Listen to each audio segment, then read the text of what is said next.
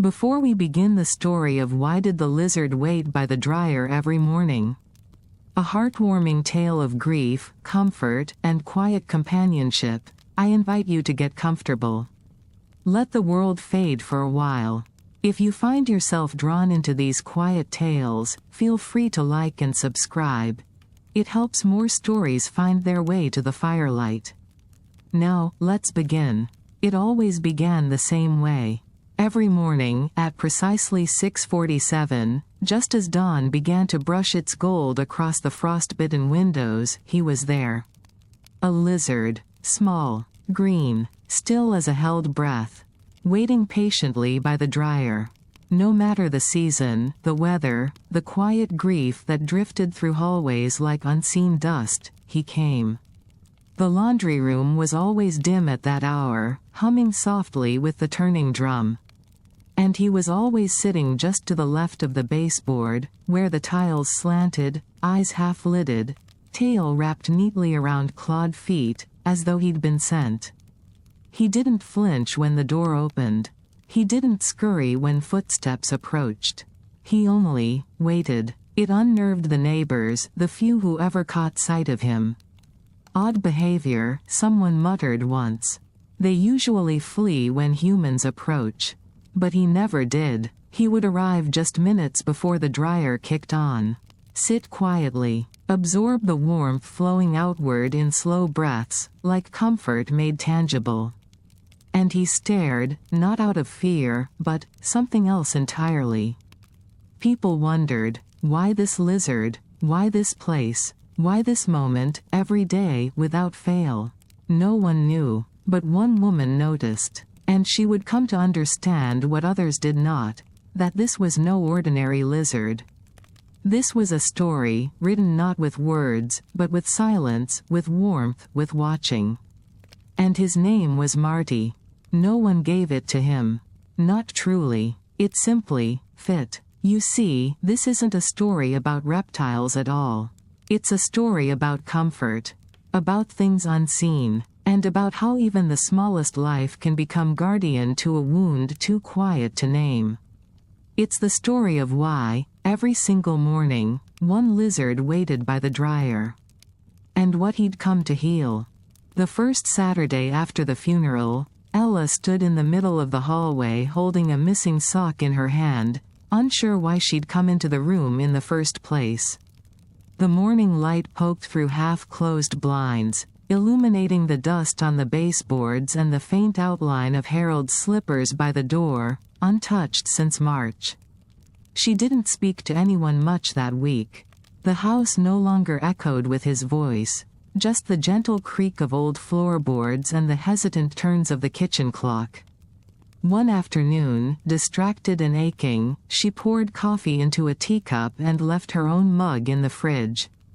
The garden had begun to wake. Tiny green shoots pressed up from beneath the frost, buds trembled on the rosebush near the fence. But Ella hadn't stepped outside in days. Her hands trembled more lately. When she picked up a broom, a dishcloth, a folded throw, it was more to keep from trembling than to clean. One morning, in the thrum of silence, the washer buzzed, startling her. She'd wandered into the laundry room without thinking, basket in hand, though nothing truly needed washing. Still, she loaded a few towels, added just a drop of lavender softener, and turned the dial. Something about the weight of chores helped hold her together. The warmth, the hum, the scent that held its own kind of memory. She began doing laundry almost daily. A shirt here, a small rug, a set of pillowcases. Slowly, methodically, she built a rhythm she could lean into.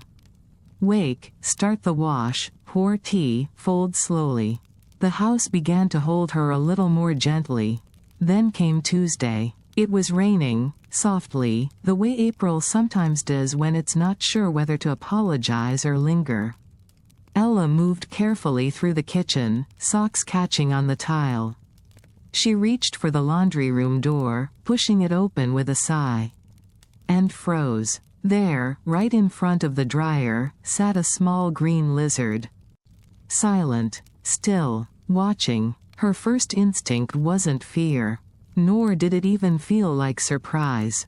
It was something softer, a quiet awareness, like picking up a book and finding a pressed flower between the pages.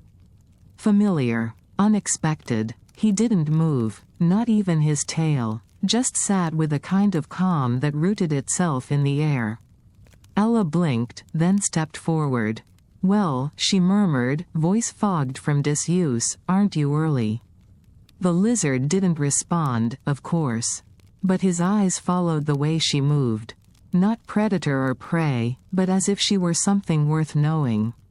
She crouched, a small ache in her knees blooming, and whispered, "Are you lost?"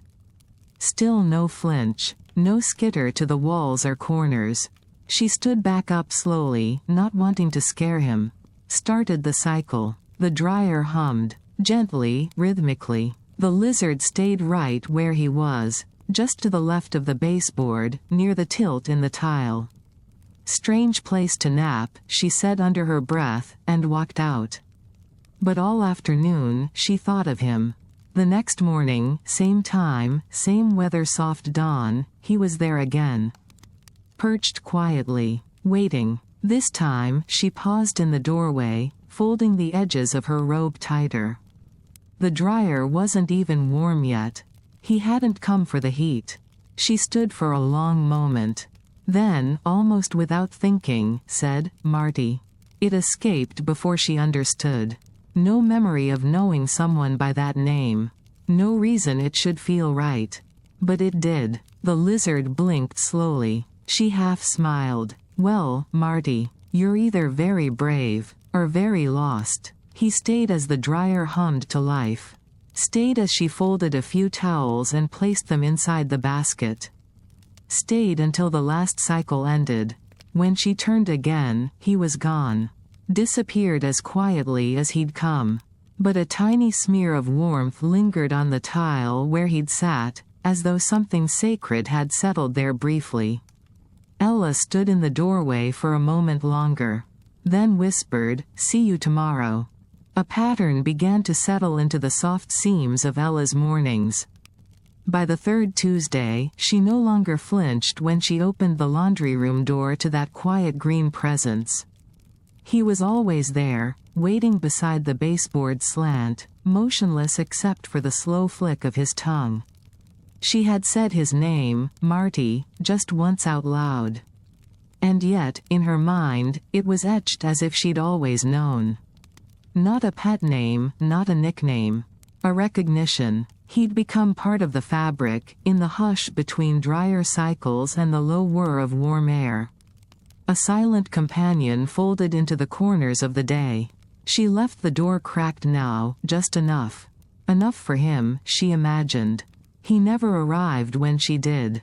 But somehow, once the first rumble of laundry began, once the scent of lavender filled the creases of the house, he would be there. Just watching, listening. Ella found herself talking aloud, at first to herself.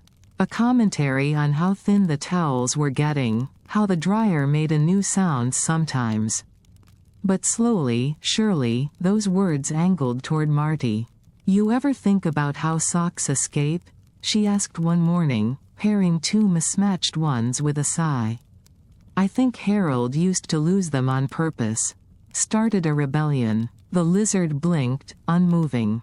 She chuckled, and it surprised her. Caught in her throat like a memory of easier hours. "I know," she murmured, placing the towels into the basket. "It's silly. But he always had a story for everything. Even missing laundry." That night, she dreamt of sitting in the living room with Harold, his laughter in the background. She woke before dawn with tears she didn't remember forming. By now, the laundry room light didn't feel as harsh when she switched it on, more like a candle in a chapel. Every day, Marty waited. Every day, Ella folded. And somewhere in that repetition, something delicate began to shift. One morning, a spider emerged near the floorboards. Ella startled, but before she could move, Marty took a single step forward. The spider paused, and retreated. Marty returned to stillness. Ella narrowed her eyes, smiling. Protector of the laundry kingdom, I see. It was absurd. And yet, she meant it. A few weeks in, she left a small square of towel by the dryer base. Rolled and folded like a throne. She didn't expect anything. But the next day, when she came in, there he was, tucked neatly on his folded patch, tail curled like a question mark. Eyes closed. Sleeping. Her breath caught. Not fear, not surprise. Ah. From that day forward, Marty had his place, always atop the soft square towel. And when the dryer hummed alive, the small lizard rose just a fraction. Eyes opening, listening, then settling once more. Time passed, unnoticed in the hum of laundry and breath. And sometimes, as the sun slanted across the tiles and the scent of softener lingered, Ella would look down at the still green shape at her feet. And say, quieter each time, "Good morning, Marty." It was subtle, at first. She didn't think of it as healing, not yet, but something lightened in the shape of her morning. The towels felt warmer in her hands. The silence no longer pressed so heavily against the windows. Folding laundry with Marty sitting quietly beside her felt, quietly sacred. She told herself it was the routine. People need rituals after they lose someone. She wasn't foolish enough to think a lizard could understand grief, let alone share it. But even so, when she crouched near the baseboard and whispered, "Morning," and saw Marty's eyes half-lidded in peace, her heart did something it hadn't done in months. It settled. One morning, she lingered longer than usual after the dryer stopped. Sitting on the little cushioned stool Harold had made for her years ago, she folded towels as sunlight crept across the tiled floor. "You know," she began softly, smoothing the edge of a bath towel, "Harold hated folding these. Said it made his back ache."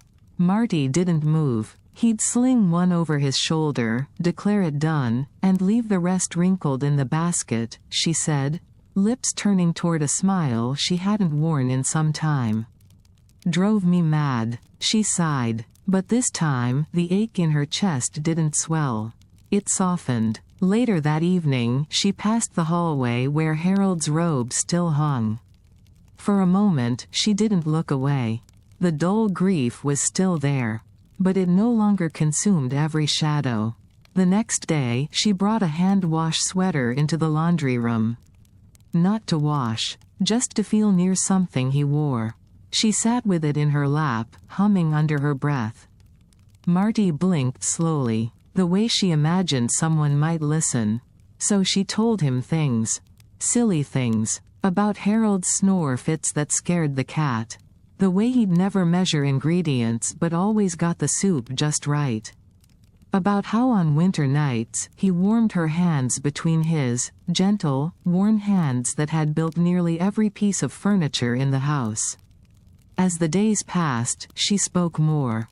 Not all at once, not even every day, but often enough that her voice no longer cracked from disuse. And always, whether she whispered or wept, Marty remained. Still, present. So many people offered comforting words after Harold died. Cards, phone calls, kind, well-meaning things that somehow only deepened the hollow. But with Marty, she felt no pressure to speak. No need to smile or say she was doing okay. He simply showed up. The way grief often does. The way love, when it's real, never needs to announce itself. One warm, lavender-drenched afternoon, she folded a hand towel and laughed without meaning to. A real laugh. Harold used to insist the towels were different. One side for drying skin, one for the counters, she said, shaking her head. No one else could ever tell the difference. She sat beside Marty that day.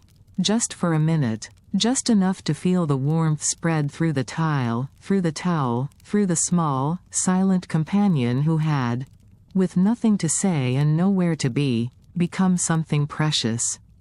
Ella didn't know why a lizard had claimed her laundry room, or why it felt like less of a room and more of a chapel now. But every morning, she folded with care. And every morning, Marty stayed. One overcast Thursday, the kind where the sky forgets its color, Ella stood in front of the laundry machine holding Harold's cardigan. She hadn't touched it in weeks, not since the funeral homes and hushed condolences and casseroles wrapped in silence. It had lived on the back of his chair in the den, draped like he might still come back and shrug into it. She pressed the soft wool to her face. It still smelled like him. Not strongly, just faint traces, pine and winter air and the faintest breath of his aftershave. A scent that made something in her chest tighten, sharp and cold, like ice blooming between her ribs. She walked to the laundry room, arms wrapped around the folded cardigan like a bundle too fragile to set down. The room was quiet, dryer off, no warm hum, and no Marty. She stood in the doorway and waited, eyes scanning the familiar spot by the baseboard where his little green shape always appeared. Nothing. She stepped inside slowly and loaded the washer. Her hands trembled as they pressed the cardigan inside. There was a strange hollowness to the room. Not empty, but expectant, like something holding its breath. "Marty," she whispered, though she knew he wouldn't answer. Still, he usually came when she started the dryer. Like clockwork, she turned the dial, pressed the button. The machine came to life. A low, steady rumble filled the air. She stood there longer than usual, watching the door with her hands pressed numb against the countertop. Her mind whispered things she wouldn't let herself say aloud, that maybe he was gone. That maybe he'd never really been anything more than a figment of sorrow and slow mornings. She forced herself to leave the room. Hours later, the buzzer rang. Ella returned, basket in hand. When she opened the dryer, steam uncurled like a breath held too long. The towels were warm. The rhythm of it all, folding, smoothing edges, pulled at her like a lullaby. And there, just beside the drum, was a flash of green. Marty, not waiting beside the baseboard. Inside, half-tucked between Harold's cardigan and a thick towel.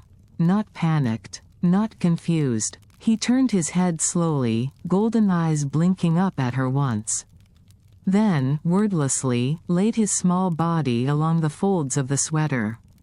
Right where Harold's chest would have been. Ella froze. Her breath broke, fragile and audible. She knelt, not bothering to hide the tears. Something in the room fell into place, silent as snowfall. She whispered, "You came back." Marty didn't stir. He curled his tail closer, settling deeper into the weight and warmth of the cardigan. Ella didn't lift it from the dryer. She ran her hand, not over the wool, not over Marty, but through the space beside them both. Reverent. Then she closed the door quietly, took the rest of the towels, and left the cardigan where it lay. That night, she left the laundry room light on, and dreamed of pine forests and warm towels. And winding paths where even grief learned to lie still. The summer came softly, the way some music does, quiet, slow, almost unnoticeable until it fills the room. Ella began wearing short sleeves again. Her footsteps across the tile were lighter, her hums along with the dryer a little braver. She found herself choosing brighter dish towels from the back of the drawer. Patterned ones she'd forgotten about. The house breathed differently. Sunlight angled through the curtains in wide, forgiving stripes. And the dryer room, once only a place for chores, had become something closer to a sanctuary. Marty adjusted with the season. He came earlier now, sometimes before the dryer even started. Ella took to setting the laundry basket outside the room and waiting. Almost always, before long, he arrived. A flick of green against the linoleum, a whisper of presence near the baseboard. There was a quiet ritual, a rhythm of warmth and stillness. As she folded towels, he would step forward, slow and certain, and climb atop the thickest one, always the largest, softest of the stack. Settling his body into the first crease like a bookmark placed with love. He would close his eyes. Not with sleep, exactly. More like trust. He never moved while she folded.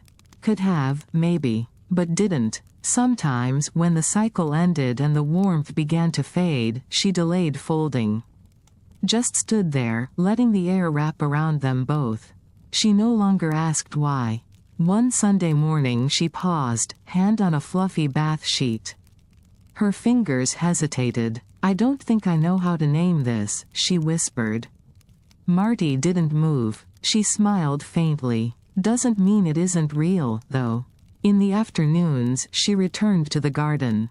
Not all at once, but in starts and stumbles, replanting herbs Harold once favored, digging her fingers gently into the soil. Marty never followed her there. But she imagined he knew. Imagined he approved. On Thursdays, the neighbors began to wave again. She started giving away small loaves of banana bread, trimmed from an old recipe card in Harold's handwriting she nearly tossed by accident. "Glad you're baking again," Mr. Anders said one morning. "You've got that shine back." She smiled. Quietly. No one asked about the lizard. No one knew. Only Lily had seen him, glimpsed him curled atop the towel like something out of a nursery rhyme, and whispered, "Gram, he's tame." "No," Ella had replied. "He's just kind." She never took pictures. It felt wrong somehow. To trap something so honest with a flash and a frame. What lived in that room was not meant for glass screens or shared timelines. It was slower, older somehow. Sometimes she thought of it as prayer. One morning, she came in balancing too many sheets. Dropped one onto the tiles and bent to retrieve it, and paused. Marty had shifted. Gently, but with precision, he pressed his tiny body against the edge of the sun-soaked square of folded towel, his tail brushing just the hem. She waited. When he closed his eyes again, she whispered, "I still miss him, you know." The hum of the dryer answered. She didn't cry. She just folded. And when she reached the last piece, she set it gently on top of him, a thin dish towel, soft and warm, like a blanket.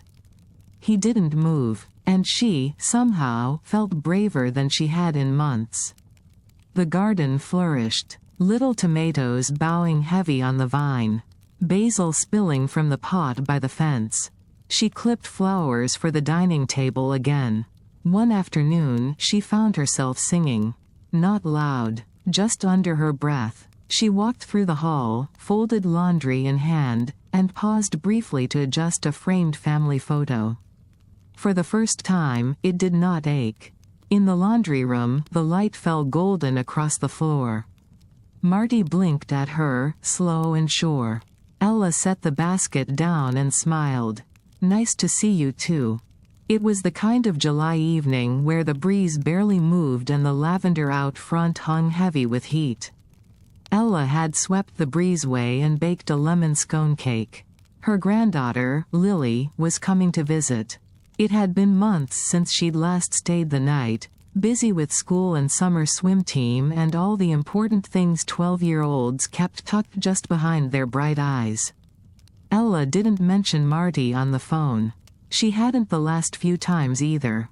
It had started to feel like a secret not made for explanation. But after dinner, as the dishes clinked softly in the sink and the sky turned the rosy orange of endings, Lily followed Ella down the hall. "You still do laundry every morning?" she asked, half teasing. Ella smiled. "Some habits become anchors." Lily laughed. "You and your towels." They reached the laundry room. Ella turned the knob with practiced ease. And there he was, perched neatly on the thickest towel in the basket. Green, still, regal in a way no one ever credited to a lizard. "Oh," Lily breathed. She stepped closer, slowly.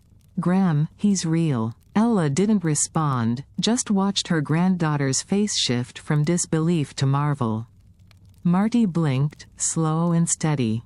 "He's tame," Lily whispered, crouching beside the folded laundry.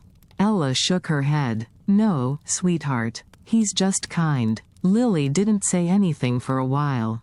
The room was quiet except for the faint hum in the floor and the settling of the dryer's heat. She reached into her pocket and pulled out her phone. "Just one picture," she murmured. Ella almost stopped her, but instead, she watched. Lily gently hovered the phone and snapped the photo. The lizard didn't flinch. Later that night, curled on the couch under an old patchwork quilt, Lily flipped through her gallery. Ella sipped tea beside her, thumbing the edge of the napkin on her lap. "Huh, what is it?" Ella asked. Lily blinked, tapping her screen. "He's gone." Ella leaned in. The photo showed the basket, the towels, creased just as they'd been.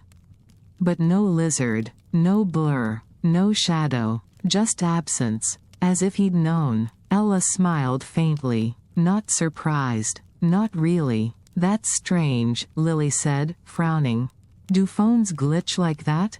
Some moments don't want to be remembered that way." "So, what, he's a ghost?" "No," Ella said. "He's something better." Lily looked up. "You believe in magic, sweet pea?" Lily paused, then nodded. "Yeah, maybe I do." They sat in silence for a while. Then Lily whispered, "Do you think he loved Harold too?" Ella didn't answer right away. Instead, she gazed out the window, where moonlight silvered the lawn and the air pressed close with stories too old to tell. "I think," she said softly, "he loved what Harold loved." And that was enough. That night, before bed, Lily tiptoed back to the laundry room. She left a tiny flower, a dried violet from her summer book press, on the folded towel. The next morning, it was gone. The thunder began long before morning. It rolled across the sky like something waking slowly from an old, heavy dream. Ella stirred once, felt the hush of pressure behind the windows, and pulled the quilt tighter. By daylight, the storm had passed, but it had left its fingerprints everywhere. The garden was littered with broken stems and damp petals. A branch lay across the patio table. The bird bath had tipped. Ella moved through it all quietly, barefoot on the porch, mug in hand. She breathed in the scent, ozone and damp earth, mildew creeping at the edges. Inside, the power had blinked at some point. The oven clock flashed 12 o'clock like a memory wiped clean. But the dryer still worked. The generator tucked behind the old shed had hummed to life at some point in the night. A low, steady noise, dependable, like a pulse when nothing else could be trusted. She loaded towels out of habit more than need, her fingers slightly stiff from the chill. There was something about laundry in a storm's aftermath that felt right. Like restoration, like gathering what had been scattered. The cycle began. The deep hum filled the space. The familiar warmth rolled out from the vent, and yet, something felt unsteady. She stood quietly in the doorway. Looked down at the baseboard. Empty. No Marty. Then again, the storm. Maybe he was hiding. Lizards had hiding places, didn't they? Beneath stones. Upturned pots. Maybe even the hollow corner behind the dryer, where daylight couldn't reach. She wiped her hands on her robe, folded a warm pillowcase, and waited longer than usual.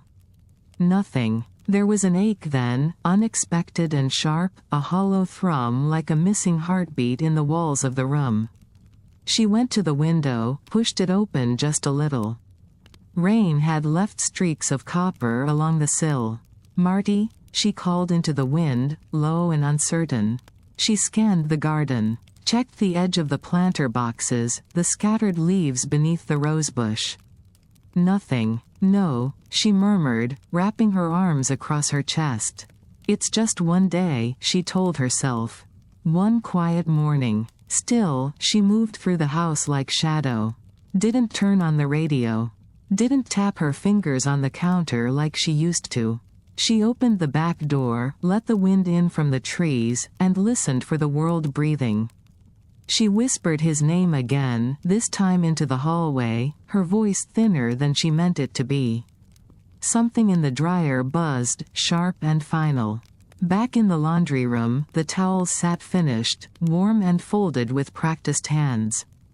But the tile beside the baseboard remained bare. For the first time in months, Ella let the last towel slip from her fingers. It fell uneven in the basket. She didn't fix it. It was just a storm, she told herself over and over.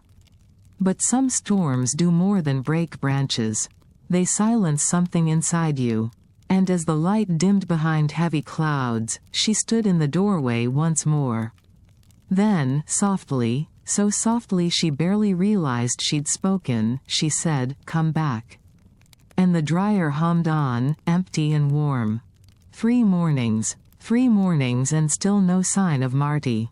Ella had stopped saying his name aloud by the second day. The sound felt too brittle, too much like asking for something the world had already taken. She still ran the dryer each morning.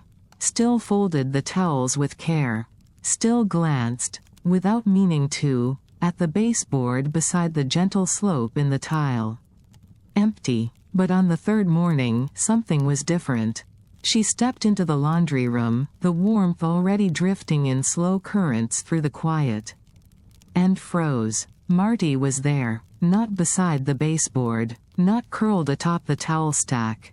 He was inside the basket, nestled deep into the fold of a beach towel she hadn't used since last August. He didn't turn his head this time.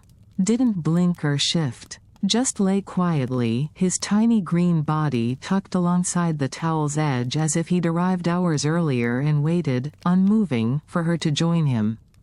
Ella stepped closer, blinking hard. "There you are," she breathed. The towel beneath him was warm, but the room had been empty.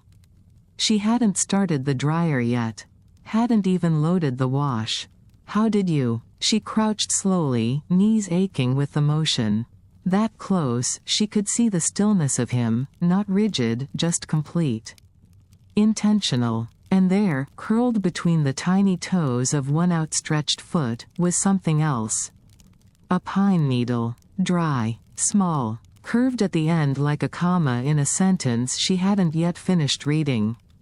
Her breath caught. She hadn't swept the pine tree out back yet.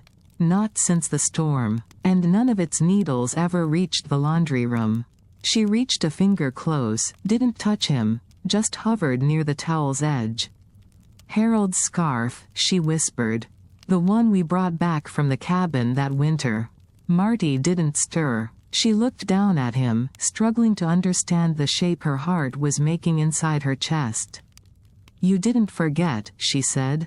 It wasn't a question. She reached into the basket and gently lifted one corner of the folded towel, wrapping it slightly to cover him better. A small offering of shelter. He let her. Not a flinch. Not a glance. Just presence. There was something reverent in it. As if he knew where he had been needed. As if he'd carried something back with him from wherever he'd gone. He hadn't run from the storm.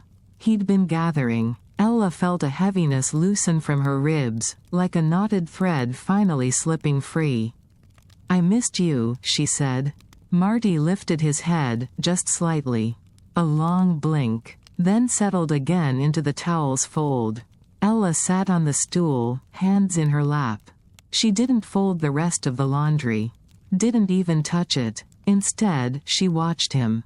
And for the first time since Harold's cardigan had gone silent in the den, she believed, not in answers, but in something better. In returns. In messages shaped like pine needles. In small green creatures who understood that sometimes, what's needed most, is simply to come back. It started with a scrap piece of paper. One morning in August, while waiting for the dryer to finish its final spin, Ella picked up an old notepad from the kitchen drawer. The kind with grocery lists half-scrawled and phone numbers long forgotten. and brought it with her to the laundry room. She sat on Harold's old stool, let the scent of softener fill the air, and scribbled a line that surprised her. Today the towels folded easier than I expected. Nothing in the house changed. But I did. She looked at the note, then at Marty, who lay curled on the corner towel, eyes half shut as always. I think I need to start remembering things, she said softly. Even the quiet ones. The next day, she added another line. A dream last night. You were wearing your Denver Broncos hat while planting marigolds. She didn't even remember what made her think of it. But it clung like steam to the corners of her mind. By the end of the week, she had a small notebook, leather-bound and soft from years in a forgotten drawer. She labeled the first page in looping pen. The Laundry Day guest book. Each morning, after folding the towels and greeting Marty, she would write something. Sometimes it was a recipe Harold used to improvise. Sometimes it was a phrase he'd say when forgetting names. Once it was just a sentence. I think I heard your cough in the hallway today. On days when she didn't know what to write, she left half-formed thoughts. The hydrangeas bloomed again. I remembered you don't like them, but planted them anyway. Marty never moved while she wrote. He seemed almost stiller, if that were possible. But then something odd began to happen. One morning, after writing a memory about a fishing trip, the way Harold used to hum tunelessly while casting his line, Ella folded the notebook closed, then looked down. Marty's tail had drawn a small circle in the lint near the dryer's edge.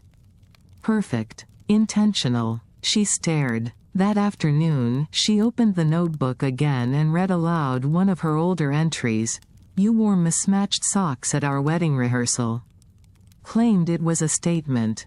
When she looked again, another soft trail of tail drawn into the lint. She ran her finger over the circle. Is that a yes? She asked. A memory you remember too? The next morning, she wrote, to Harold. To Marty. Thank you for the warmth. Marty blinked slowly. And the circle came again. She began writing for both of them. Some days were playful notes. Thoughts about lavender softener or why some towels seemed to disappear over time. Other days were heavier. I still sleep on your side of the bed. I made your potato soup last night. The cat hated it. I loved it. Even on the days she didn't feel like writing much, she would at least open the guest book. And somehow, just the act of uncapping the pen, of sitting there beside the dryer's hum and the lizard's breathless calm, made the room feel lit from within. One evening, a strong wind knocked out the power. The generator kicked in sluggishly. No time for a full wash cycle. Still, she wrote. Just a line. Missing you feels more like morning now than midnight. The words faded slightly from the page as the sun dipped lower. But beside the dryer, as the room dimmed, a tiny circle appeared in the lint. Just one. Just enough. She smiled to herself, thumb tracing the edge of the paper, and whispered, "Good night, you too." And left the dryer door cracked, as always. The leaves had begun to fall, slow and rust-colored, turning the yard into a quilt of brittle memory. Ella wore a scarf most days now, not out of habit, just comfort. The mornings came with mist along the grass and the quiet kind of chill that makes tea taste more like home. Marty's visits changed. He still came, but not every day. Sometimes, instead of waiting by the baseboard or curling atop the towel, he stayed near the window, basking in the small warmth of filtered light. He'd watch her fold, unmoving, present, but from a step further than before. Ella didn't speak on those mornings. Not aloud. Something about the way his eyes tracked her hands spoke enough. The laundry still followed its rhythm. The dryers hum a metronome in a song that had carried both her sorrows and her healing. One fog-drenched morning in October, she shuffled in with the laundry basket, mussed hair tucked under a knitted hat. The room, though dim, held a curiously expectant warmth. She hadn't turned on the machines yet. And yet, it hummed. Not loudly, just enough that she paused. The dryer door was ajar. A faint trail of lint at its edge. She frowned, crossed to it. Inside, she found the towels warm. Gently fluffed, as though they'd just finished a cycle, though she knew she hadn't pressed a button. Hadn't loaded them herself. On top of the soft pile was Harold's old cardigan. She hadn't touched it in weeks, hadn't even let herself look at it since last she found it folded beneath Marty's body. But there it sat now, sleeves tucked, collar even. Warm, waiting, and there, curled in its hollow. Marty. His eyes were closed. His body settled deeply into the cardigan's folds. Tail wrapped like a ribbon across the place where Harold's chest would have rested. Ella didn't move for a long time. She simply stood there. Then slowly, she set the laundry basket aside. Lowered herself onto Harold's stool, fingers wrapped tight around their edges. She watched him breathe, barely a movement at all, just the quiet rise and fall like leaf-shifted wind. "I didn't put it in there," she said, to the room, to herself, to him. As if the cardigan had remembered what warmth felt like. She reached forward, fingers brushing the top of the fabric. Didn't touch Marty, just the knit line of the shoulder seam. The hum faded. A silence more sacred than absence filled the space. She whispered, "Thank you." Not sure if it was for Harold. For Marty. For the moment, maybe. In the guest book that evening, she wrote only 3 words. "I was seen." She didn't turn off the light that night, didn't close the laundry room door. Let it glow quietly like a lantern kept in a window, for someone still coming home. It was a December morning, the kind that arrived with no song. Just frost on the porch railing and quiet in every room. Ella stood in the hallway, mug in hand, listening to nothing at all. The cat yawned, somewhere in the den. The boiler tapped. But the laundry room felt still. She walked there slowly, her breath curling into the air like old stories. Opened the door. No Marty. She waited. Put the kettle on. Came back. Still nothing. The towels, still folded from yesterday, lay untouched in their basket. She knelt beside them, fingertips grazing the edge of the top fold, her hands still remembering the weight of his body atop the fabric. Her chest ached, with what, she couldn't say. Maybe just a late morning, she said aloud, though the moment didn't ask for sound. She left the door cracked, began the dryer anyway. Watched the tumbling of old knit and cotton like clouds moving inside a bottle. Steam gathering, warmth rising. Still, no soft footfalls across the tile. No flick of green by the baseboard.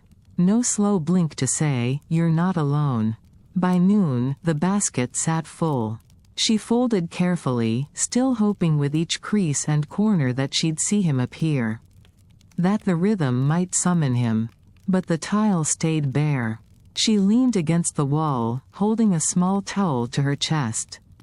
"Maybe it's time," she whispered. That night, she dreamed not of Harold. Not of walks or wedding vows or winter coats. But of a sun-lit patch of tile, a folded towel, and a presence that needed no words. 2 days passed. Then 3. The laundry piled in gentler ways now. She moved slower. Sat more often. Let tea get cold and reheated it without complaint. Once, she thought she saw him in the hallway near the coat rack. Just a slip of green. A trick of light. Her heart leapt without permission, then stilled with the weight of knowing. She opened the guest book again, unsure what to write. Then set her pen down. The room felt quieter than silence. She pressed her hand to the empty place by the baseboard, skin to tile. It was still warm. She didn't cry, not the way she had after Harold, when grief stormed through every cupboard. This was smaller. And stranger. Less like breaking, more like letting go of something that had been gently holding you. Outside, the first snow began to fall. Inside, the dryer cooled to silence. She whispered, "Thank you." Then she turned off the light, closed the door for the first time in weeks, and walked away. 1 year later, the light hit the house a little differently, softer somehow, like the air had learned to breathe with her. Ella was 64 now. Her steps slower, the silver streaks in her hair no longer hidden. But there was laughter in her again. Not constant, but real.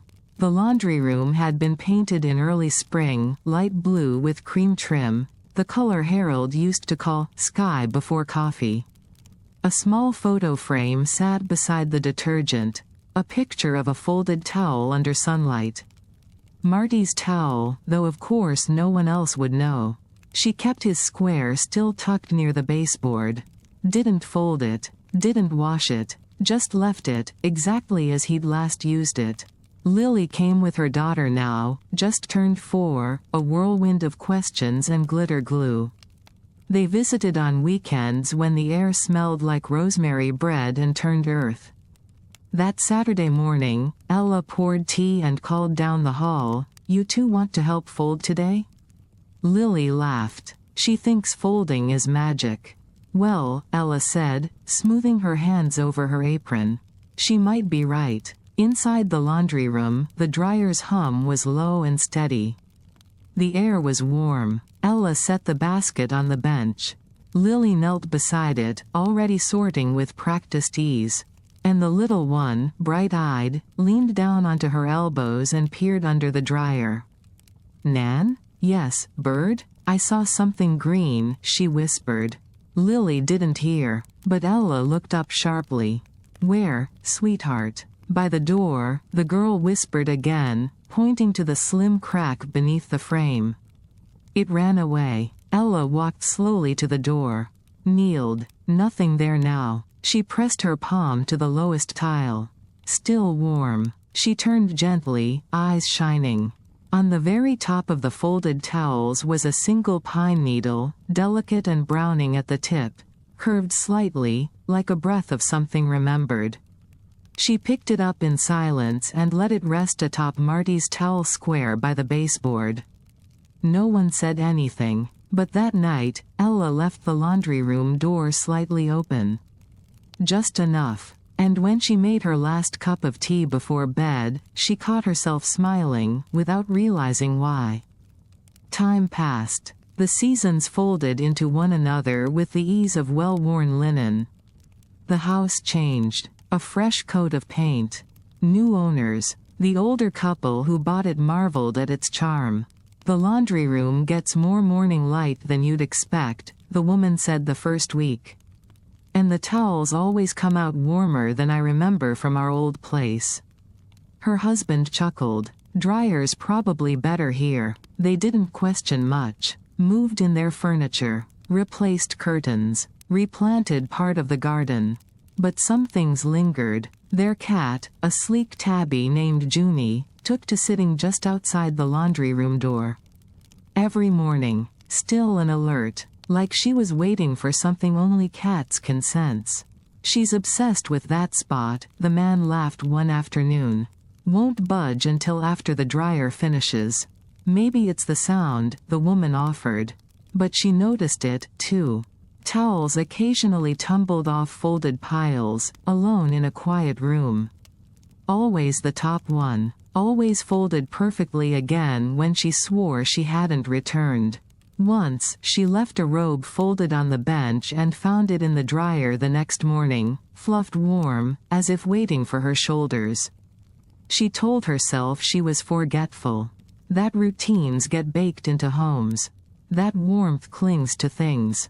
Still, one night, the power went out during a snow flurry. The dryer had just finished. The room was silent except for the hush of falling.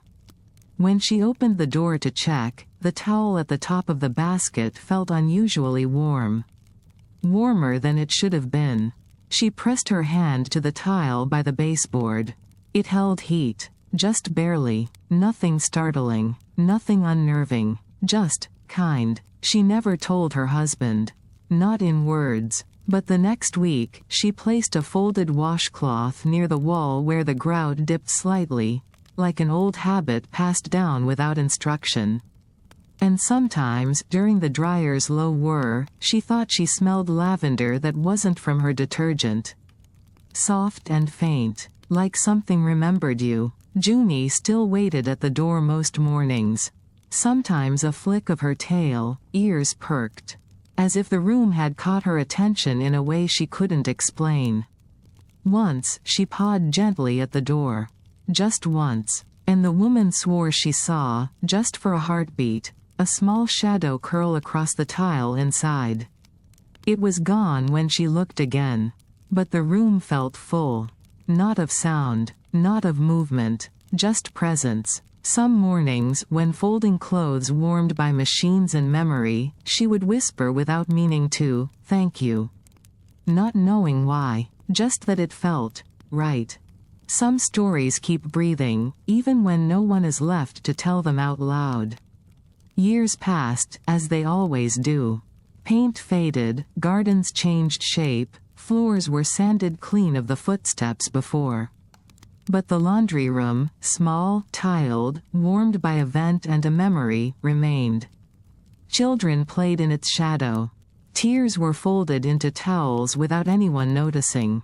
People new to the house found themselves lingering longer after the dryer stopped, not quite sure why. Sometimes, someone knocked over the basket, only to return and find every towel folded again, soft, precise, and still warm. A teenager once laid his hoodie across the bench before a track meet. Hours later, it felt like it had been hugged. An elderly gentleman dropping off laundry paused as he passed the room. "What is it?" his daughter asked. He shook his head. "Thought I smelled pine. Must be my memory." Something in the tile still remembered the weight of stories. Under the baseboard, the slightest dip, from years of watching. From waiting. No one could ever keep a towel on that exact spot. The corner fold would shift. Just so. The house never felt empty. Even deep into winter, when snow pressed against the windows and the walls creaked under the hush of years, warmth radiated through the vent like breath. It wasn't haunting. It was caretaking. The newest family hung chimes on the porch. Started breakfast late. Laughed often. And one morning, the youngest, barely 5, walked barefoot into the laundry room before anyone else was awake. She stood without speaking, looking down at the tiles. Then, with a child's quiet certainty, she whispered, "Good morning, Marty," and smiled. The wind was softer now. Not the wild swirl of seasons changing, just the hush of a day beginning. Clouds drifted like thought across the morning sky, and inside the house, the dryer clicked softly as it cooled. Ella no longer lived there.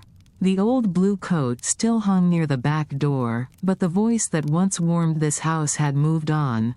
Time doing what it always does, folding moments gently, then tucking them away. The Thompsons had settled in well. 2 kids, a golden retriever, a tangle of shoes near the back hall. The laundry room had seen soccer jerseys, Halloween costumes, and a dozen mismatched socks. It was always a little too warm. Always a little too bright in the early morning. On a Saturday shaped like spring, Nora Thompson, age 7, stood in the threshold. She wasn't sent there. She hadn't been called. She just came. Something had drawn her. The dryer had finished, but no one else had come to claim the load. It wasn't her chore yet. She was too small to fold the big towels neatly. But she stood there anyway, arms tucked behind her back, looking at a space by the baseboard that sloped just slightly. She crouched, then sat cross-legged. The silence wasn't empty. "Mom says the towels get softer here," she said aloud to nothing. "I think someone makes them that way." She glanced at the nearest towel. Reached for it, then stopped. "Don't disturb." She didn't know how she knew. But she knew. After a pause, she opened her pocket. From it, she pulled a small object, one of her polished treasures, a single, round beach pebble. Soft gray, streaked with white, like a cloudy sky made solid. She set it gently on the folded stack. "There," she whispered. "You can keep that one." She waited. No movement. No lizard scurrying from the shadow. But the air shifted, just once, like a sigh laced with memory. Nora scooted closer to the wall, leaned her head slightly against the dryer's hum. Her hair shifted in the warm breeze. "I don't think you're a ghost," she said. "I think you're like a hug the house remembers." For a moment, nothing. Then, just as she stood to leave, one corner of the towel where the pebble sat fluttered down to meet the tile. Not jolted, not slipped, like it had been adjusted. Nora's eyes went wide, then narrowed into a smile. "You liked it," she said, her voice hushed. "Okay, I can bring you more." She gently refolded the towel, pebble still resting on top. Then turned and walked down the hall, humming a made-up tune.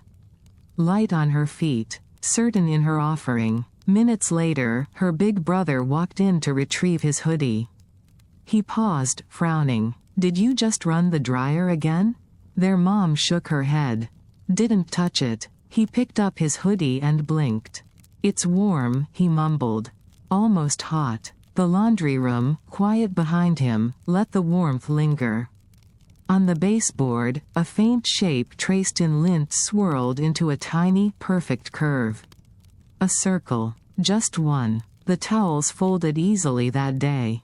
And at dinner, Nora whispered something to the dog before bed. "I think he likes smooth stones best."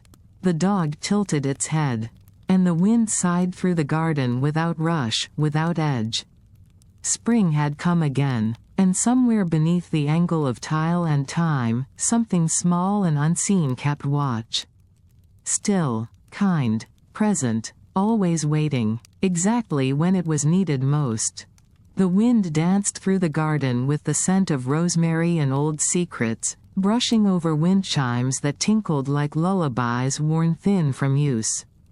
Inside the laundry room, the world stayed still.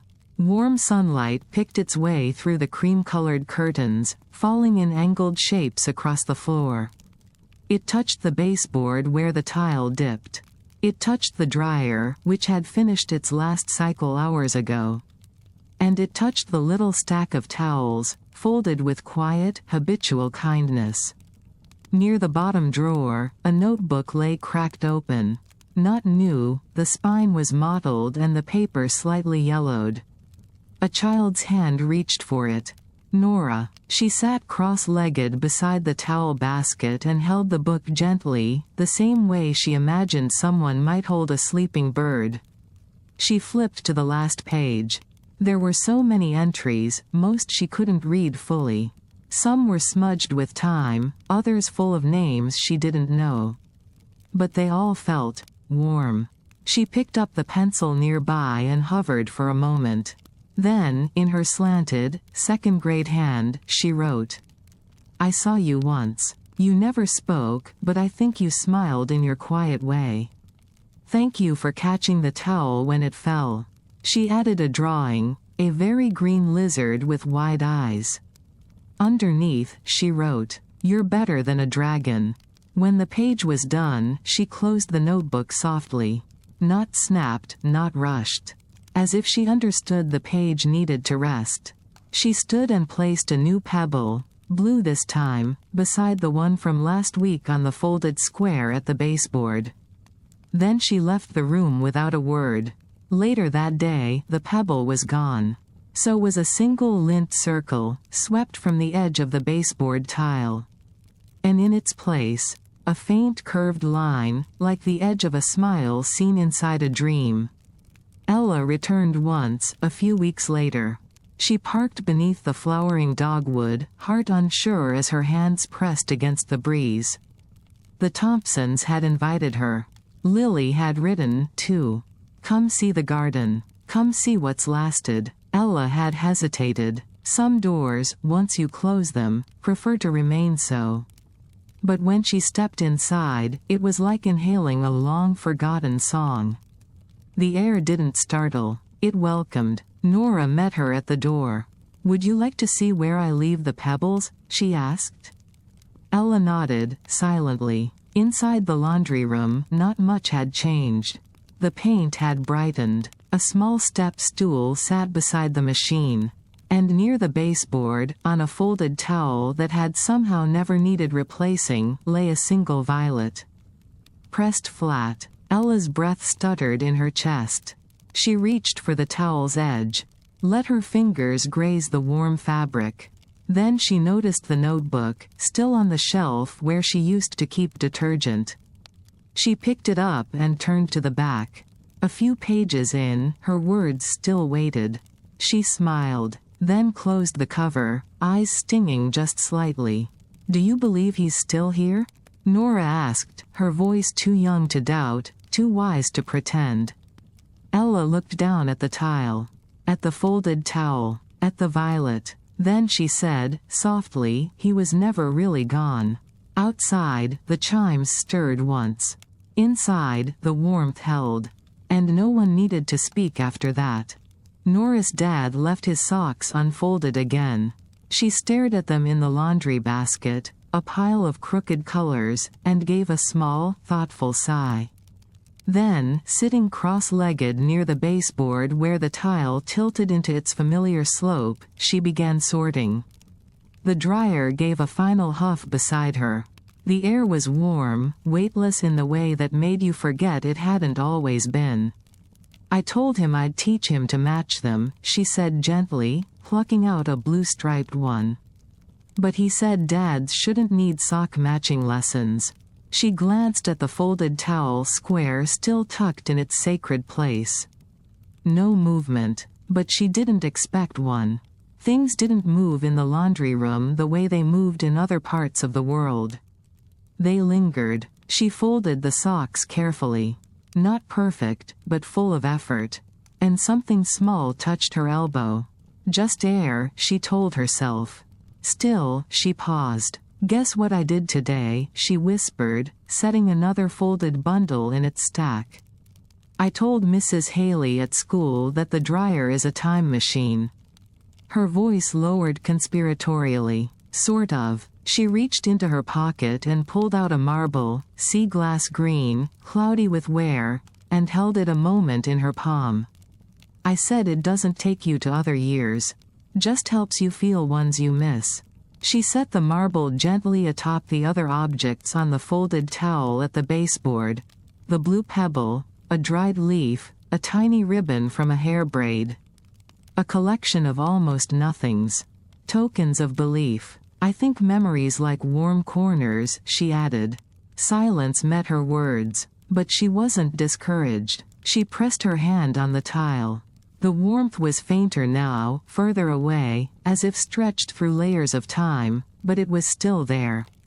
She smiled, then added, quieter, "Mom says the house was built with care. I think that means something lived here that taught it how." That night, Nora fell asleep beneath a patchwork quilt with corners softened from age. Her dream drifted through rooms full of humming. Soft whirs. Gentle hands folding towels. In the laundry room, the towel on the baseboard settled beneath the weight of the marble. Behind it, the lint shimmered faintly. And on the lowest tile, right by the wall, a tiny circle blossomed in dust. Undisturbed. Undeniable. The rain had come again, soft this time, not the kind that breaks branches, but the kind that lingers. That hums against the windows like a lullaby you almost remember. Nora sat tucked in the hallway just beside the laundry room door. Bare feet crossed. A book opened in her lap, though she hadn't turned the page in at least 10 minutes. Her head tilted, listening to the familiar thrum from within. Her mother passed by once, slow and smiling, but didn't ask why she sat there. Instead, she brushed Nora's hair aside gently. "You keeping watch?" Nora nodded once. After she left, the silence returned. Not lonely, not empty, just waiting. A few minutes later, the dryer clicked off with a soft exhale. Nora didn't move right away. She let the quiet settle. Then rose. Inside the laundry room, the light seemed exactly right, muted by clouds and curtains, warm in a way that came not from bulbs or bulbs alone, but from memory etched into walls. She walked to the basket. Folded the corner of a bath towel almost mindlessly, hands familiar with each crease. Then she saw it. At the baseboard, atop the sacred square of folded cloth, sat nothing. And yet, when she stepped closer, there was a shimmer in the periphery. Something just at the edge of seeing. Like heat, like heartbeat. She crouched. There were 3 pebbles now. The blue, the sea glass green, and a new one, milky white, smooth from the creek behind school. She hadn't put that one there. Nora reached out, touched the edge of the square towel. It was dry, cool. But beneath it, tile held warmth, like breath cupped in stone. She spoke without raising her voice. I brought stories this time. She pulled from her pocket a scrap of paper, folded small with careful fingers. She opened it and began to read. Once there was a girl who moved into a house that remembered her before she was born. The house had a room with singing walls and kindness in the floor. And in that room, the towels whispered. She paused. I think she was always meant to meet the one who waited. No reply, of course. But in the lint near the basket, there was a tiny curve. Not a perfect circle. Something softer. Maybe a question. Maybe a smile. Nora pressed the paper flat beneath the 3 pebbles. I'll come back tomorrow, tell you the ending. She stood. Put the remaining towel into her arms, folded smooth and even. Then turned to go. Paused. Glanced once more at the baseboard. A shadow passed, barely there, thinner than breath. She smiled, then whispered, "Rest well," and left the door open behind her. The window was open just enough to let the morning in, the kind of morning that didn't need to prove itself. Soft light, held together by birdsong and the whisper of wind through old trees. Inside the laundry room, the towels were already folded. Neat, familiar, waiting. Nora stepped in quietly, hands behind her back, rocking on her toes. "Hi," she said softly, as though arriving late to a conversation that had already begun. "I know it's been a few days."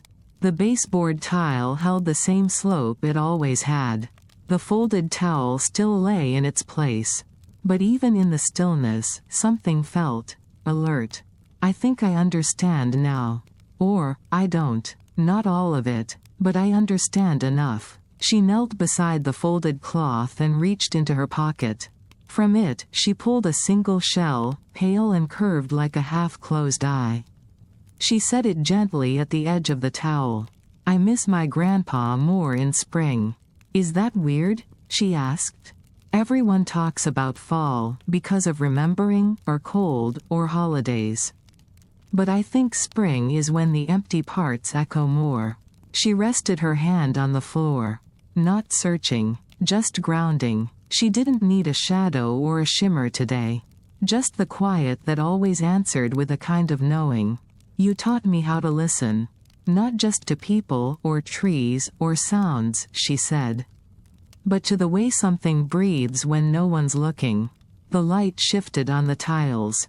A soft breeze moved through the room, lifting the hem of an old dish towel. Nora smiled. "Even if no one else believes a lizard could care, I think you did." She leaned forward, resting her forehead briefly on her arm. Then, after a moment, stood. "Thank you," she whispered. She picked up the empty basket, turned to go. At the doorway, she paused. Behind her, the towels sat undisturbed. But on top of the folded square, the tiny shell tilted, just slightly. Rolled a hair's breadth. She didn't look back. She didn't need to. As she walked down the hall, footsteps light, the house breathed around her.